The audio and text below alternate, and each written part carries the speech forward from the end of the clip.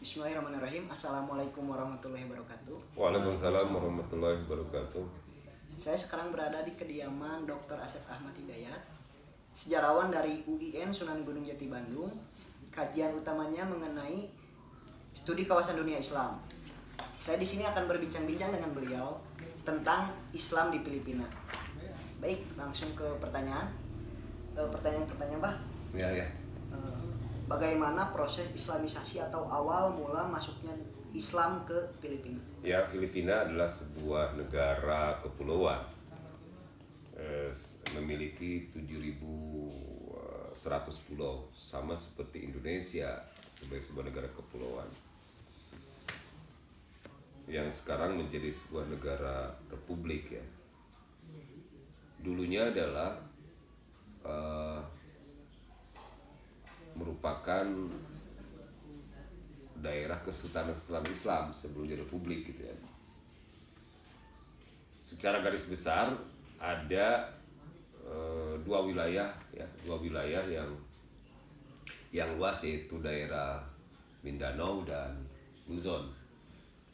Kepulauan Mindanao adalah disebut sebagai Filipina Selatan. Luzon ya diantaranya Manila itu ya, ibu kota itu ya. Kepulauan Luzon itu sering disebut Filipina Utara. Nah, proses masuknya Islam di Kepulauan Filipina itu diperkirakan sudah masuk pada abad ke-10 ketika para pedagang Arab melakukan perdagangan ya dengan Kesultanan Brunei sekarang ya. Borneo kan atau Brunei itu dekat kan dengan Filipina. Ya Kalimantan kan pulau itu. Jadi ada Brunei, Sabah. Nah, Sabah lebih dekat lagi ke Filipina. Di mana itu di Maguindanao, terutama di daerah atau pulau kecil Sulu, daerah Sulu ya. Itu sangat dekat sekali dengan Sabah. Jadi kalau Anda mau ke sana ya bisa pakai kapal feri ya, ke Sulu itu. Nah, itu masuk Islam di sana pertama. Di Sulu, kemudian berkembang masuk ke daerah seluruh Mindanao. Seluruh Mindanao disebutkan juga dalam tradisi Tarsila ya. Silsilah kerajaan Maguindanao, dan juga catatan-catatan atau naskah-naskah berbahasa Arab Melayu disebutkan bahwa ada bernama Muhammad Syarif Kabungsuan, keturunan Zainal Abidin, itu menyebarkan juga agama Islam, telah datang ke Sulu dan Maguindanao pada abad ke-16 Masehi. Nah, dari situlah melahirkan penyebaran agama Islam di sana ya, dan mendirikan kerajaan atau kesultanan, sehingga di daerah di daerah selatan itu ada kerajaan yang dikenal atau Kesultanan Islam yang terkenal, yaitu Kesultanan Sulu dan Maguindanao, yang telah menjadi perebutan pernah kan beberapa tahun yang lalu antara Filipina dengan siapa? Dengan Malaysia yang memerlukan Sabah. Karena Sabah itu dulunya bagian daripada Kesultanan Sulu yang dipinjam, dikontrakkan, disewa oleh pengusaha Inggris gitu kan.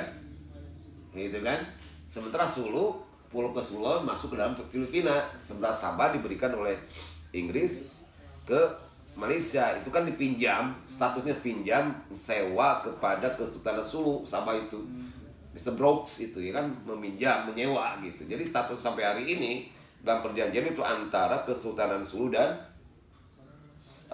Brooks. Makanya Kesultanan Sulu yang sekarang ini bukan lagi sebagai kesultanan, tetapi juga bagian daripada Filipina, dan memiliki status sebagai penjaga adat ya di Filipina, karena kerajaannya atau kesultanan sudah dibubarkan, kan pernah menuntut kepada Malaysia untuk memberikan sewa Sabah itu. Jadi Sabah itu adalah bagian daripada Kesultanan Sulu. Itu juga hasil proses kan? Hasil proses Islamisasi. Jadi dari Borneo orang-orang Arab yang melakukan perdagangan dari Borneo atau Brunei ya, sekarang Brunei, Kesultanan Brunei itu melakukan penyebaran agama Islam ke kerajaan Sulu ya gitu. Nah itu kan sampai hari ini kan Brunei kan diperintah oleh Kesultanan Muslim turunan Yaman, kan Arab Yaman di situ. Nah dari Sulu menyebar kepada Maguindanao. Di antara kepulauan-kepulauan ini garis besarnya aja, di kepulauan-kepulauan selatan itu ada beberapa suku linguistik yang sama. Saya sebutkan dalam tulisan saya ya, dalam buku ini. Itu ada misalnya kelompok Islam Filipina itu ada beberapa kelompok. Pertama Maguindanao.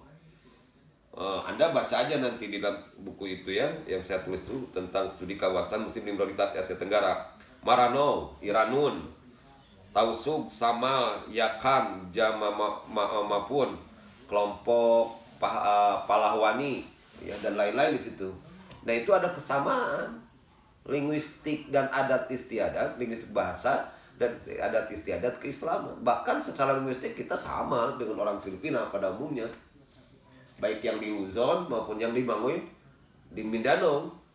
Misalnya secara linguistik, misalnya di dalam bahasa Indonesia kita mengenal kata satu ya. Tapi kan bukan hanya satu. Dalam bahasa kita juga mengenal kata esa. Orang Filipina menyebut isa. Esa itu kan. Orang Tagalog itu bahasa Tagalog. 5 sama dengan 5. Pitu, 7. Bahasa Jawa pitu gitu. Itu bahasa. Misalnya juga ada bahasa yang katanya sama, tapi mananya berbeda. Mahal misalnya. Kata mahal dalam bahasa Indonesia atau pada umumnya bahasa suku-suku Indonesia bisa dengan Sunda, mahal itu pengertian pada sebuah harga. Harganya mahal, expensive gitu kan. Ya. Atau too expensive atau apalah gitu kan. Murah, mahal kan itu pengertiannya pada harga. Tetapi di bahasa Tagalog mahal itu bukan berarti pengertian mahal dalam arti harga, tapi juga mengerti sayang dan cinta. Jadi kalau Anda mengatakan pada orang Muslim, pada wanita Tagalog Filipina, mahal artinya kamu sayang. Itu kan? Atau kata-kata yang apa namanya? Yang lapannya hampir sama, berbeda tetapi mananya sama. Contohnya ako. Ako itu dalam bahasa Indonesia kan ada artinya menunjukkan arti ako itu dalam bahasa Tagalog artinya saya. Kita kan ada menggunakan kata aku. Bahasa orang Tagalog menyebut ikau. Ikau itu kamu. Ikan sama dengan engkau. Nah, gitu kan. Hanya beda sedikit. Jadi itu rumpun Melayu, rumpun Austronesia, linguistik Austronesia. Jadi sampai ke Formosa. Bahkan sampai juga ke bangsa suku Jumun di Ainu di Jepang gitu. Maka disinyalir bahwa keturunan Jepang itu ada beberapa teori. Yang satu menyatakan itu adalah keturunan dari Korea, tapi kebanyakan ada teori baru itu berasal dari Tatar Sunda, berasal dari daratan Sunda lain. Jadi suku Jawa, suku Jomon itu suku Sunda, suku Sumatera Melayu. Karena ada kesamaan linguistik gitu. Kan orang coba Nagasi, Naga, kan itu bahasa linguistiknya nggak beda gitu dengan kita. Nah Filipina itu masuk pada suku Austronesia kesamaan. Nah jadi di Filipina itu sendiri sebetulnya sama linguistiknya. Jadi bangsa Austronesia ya kan, bangsa Melayu Austronesia gitu kan. Nah itu karena kesamaan itu mudah penyebaran agama Islam gitu. Nah dari Maguindanao masuk ke Luzon. Di Luzon pada abad ke-16 itu sudah ada kerajaan Islam, yaitu tepatnya di Manila. Manila itu dari bahasa Arab sebetulnya. Anda kan Manila selalu dari bahasa apa? Dari bahasa Arab. Manila itu dari Nala, Yanimu, Nailan, Manila. Itu tempat perlindungan, perwalian. Kenapa? Pada waktu itu daerah Manila atau Luzon yang sekarang ini pada keseluruhannya itu adalah di bagian wilayah Kesultanan Brunei. Dan perwaliannya di bawah pimpinan Sultan Sulaiman pada abad ke-16, tepatnya saya tulis ya biar kamu ini 1521 di Luzon sudah ada, yaitu kerajaan Kesultanan Muslim, yaitu pengembangan atau masih dalam perlindungan daripada kerajaan Brunei dari kerajaan atau Kesultanan Borneo, yaitu namanya pada waktu itu yang memimpin di daerah Manila itu yang nanti menguasai Luzon. Jadi bukan hanya di Manila menguasai Luzon, karena di daerah Luzon juga kan bangsa-bangsa animisme gitu kan, dan juga ada suku-suku yang Hindu dan juga ada yang bahkan sudah mulai masuk Islam.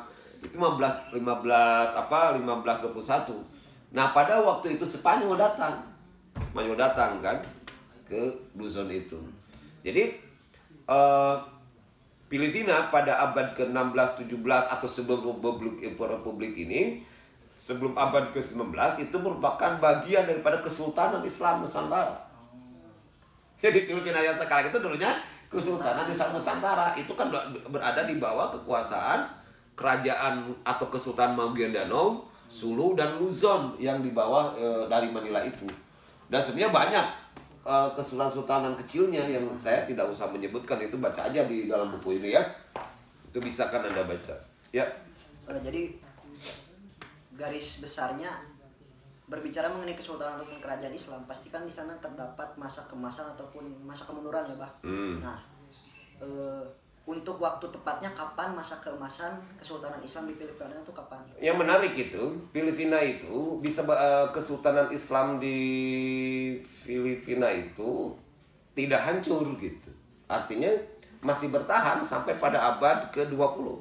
Setelah masuknya 1920, setelah diserahkannya kepada Spanyol kepada Amerika. Dan itu kesultanan masih berkuasa, mengundang Kesultanan Maguindanao di Kota Batu gitu, di Jolo, kemudian Sulu gitu kan. Nah itu, jadi masa kemasannya ya satu periode dengan kesultanan Islam di Nusantara gitu ya. Pertanyaan lagi? Oke. Madhab. Nah, madhab apa yang mayoritas dianut oleh Muslim di Filipina? Ya, Muslim di Filipina itu begini. Yang menarik juga, Muslim di Filipina masuk itu bukan melalui pendekatan syariah. Yang pertama masuk itu pendekatan sufistik, karena disukuat mistiknya gitu kan. Dari Arab, dari Yaman, bahkan ada sebuah teori yang menyatakan juga disebarkan dari Mindanao, dari Minangkabau, dari Sumatera Barat, dan dari Jawa sudah tentu juga ada. Jadi pendekatannya sufisme. Nah, dalam perkembangan selanjutnya pada abad ke-17, 16-17 itu mulai menggunakan ajaran yang dikembangkan syariah. Ya fikihnya madhab Syafi'iyah, mainstream Nusantara. Sunni. Jadi madhabnya Sunni Syafi'iyah. Jadi kalau Anda misalnya ke sana, misalnya kita bisa tradisi di Indonesia, terutama Indonesia, Malaysia sampai ke Patani, Brunei, Darussalam, itu kan ada tradisi yang sama semuanya. Misalnya yasinan malam Jumatan gitu kan. Kalau Anda misalnya tidak paham dengan bahasa Tagalog, masuk ke masjid aja baca yasinan, itu kamu meskipun jambri gondrong gitu ya. Hah? Muslim ini yasinan, Yasin wal Qur'anil Hakim innaka laminal mursalin. Kenapa? Karena tradisi yasinan di sana. Atau selawatan, tiba-tiba ada selawatan misalnya kan. Kan Nusantara itu kan Islam di Asia Tenggara itu mainstreamnya Nusantara. Ya Indonesia pada umumnya ya.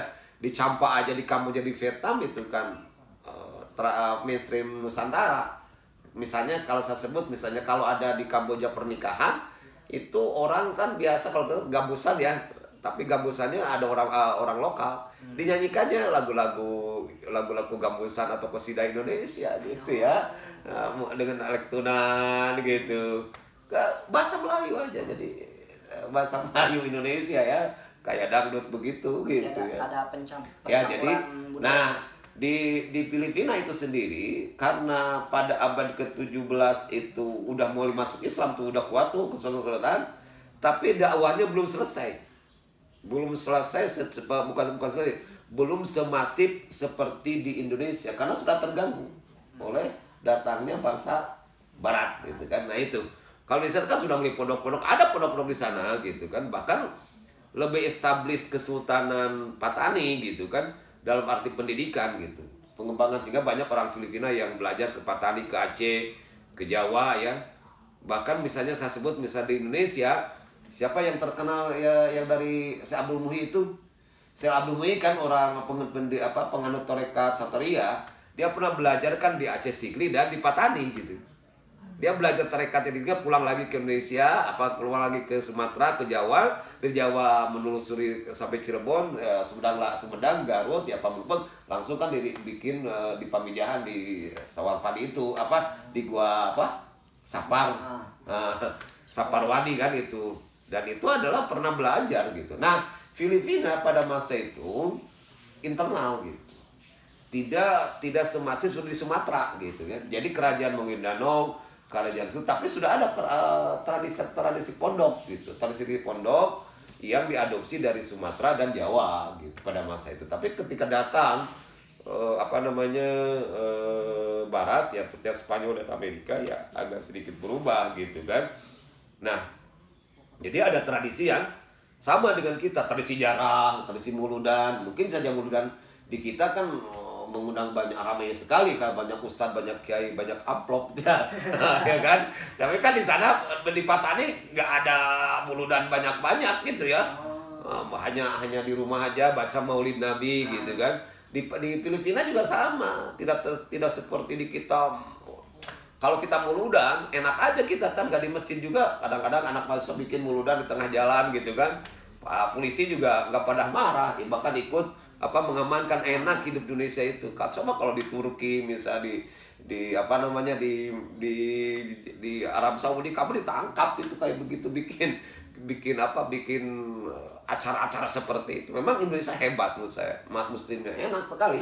Nah, di Filipina itu ada tradisi seperti itu di masjid-masjid, cuma tidak semasif itu ya seperti kita. Kenapa? Karena memang ya konflik terus gitu kan, konflik terus sampai hari ini. Tapi meskipun sudah ada otonom ya 82% gitu kan, sepakat itu referendum kemarin.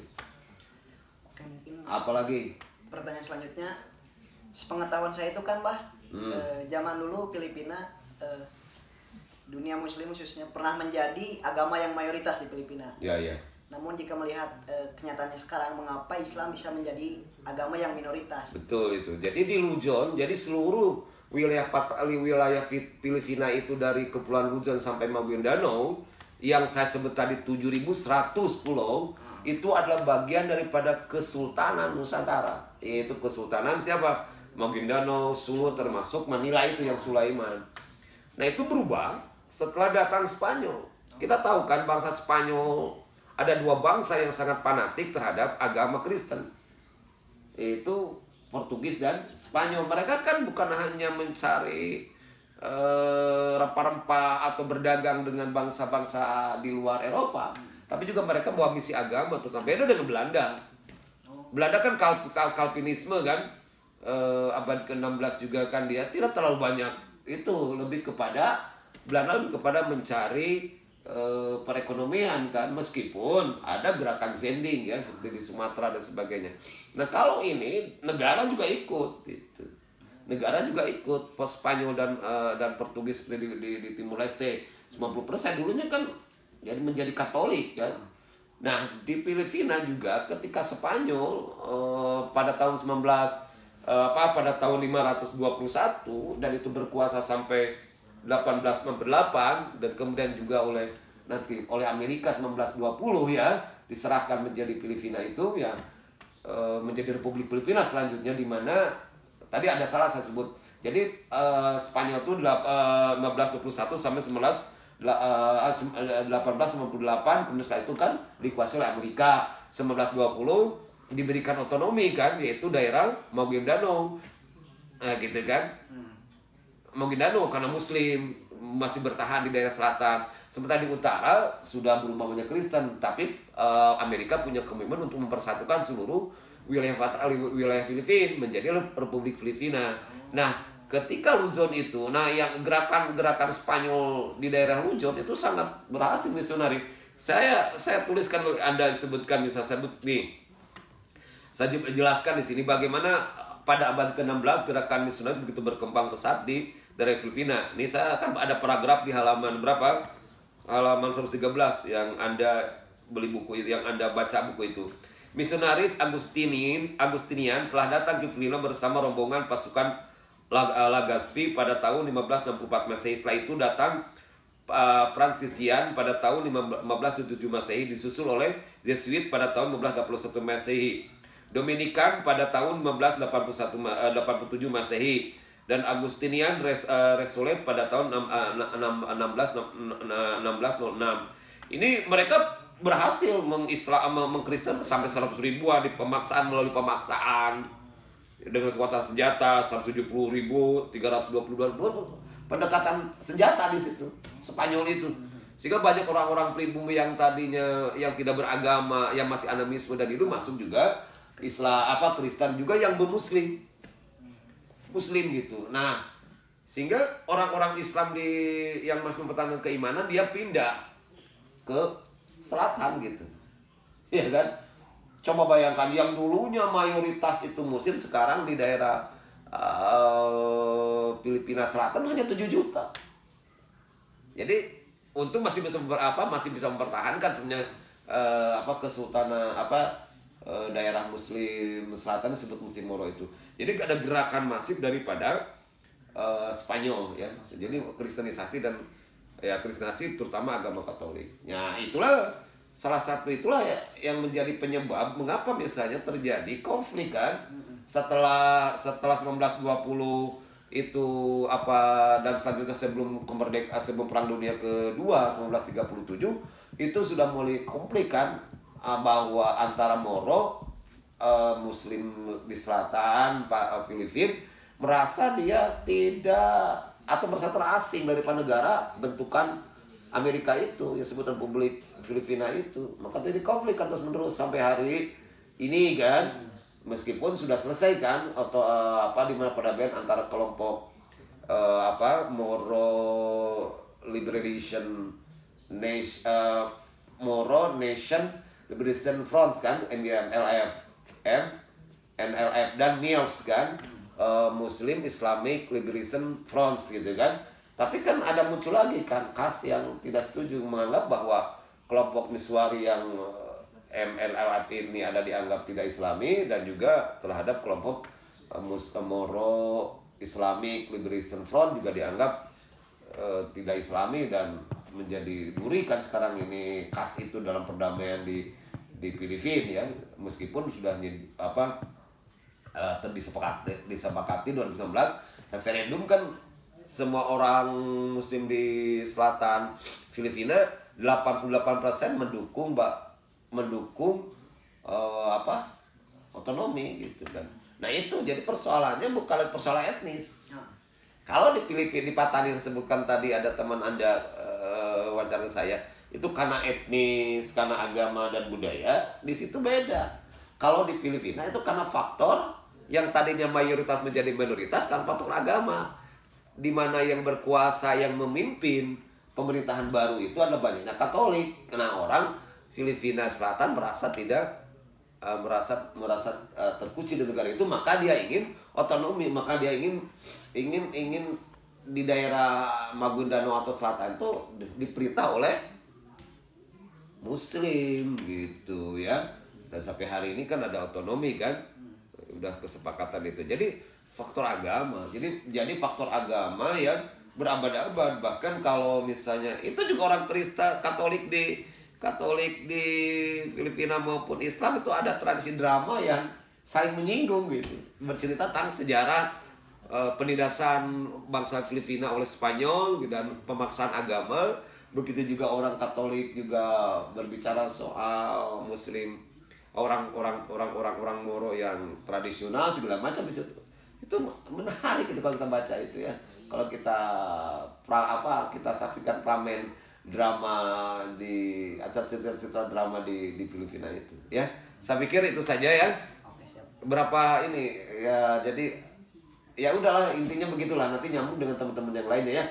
Dan kita baca aja ini ya nanti oleh Anda studi kawasan Muslim minoritas Asia Tenggara. Di sini ada penjelasan agak sedikit lengkap lah yang saya tulis melalui pendekatan sejarah.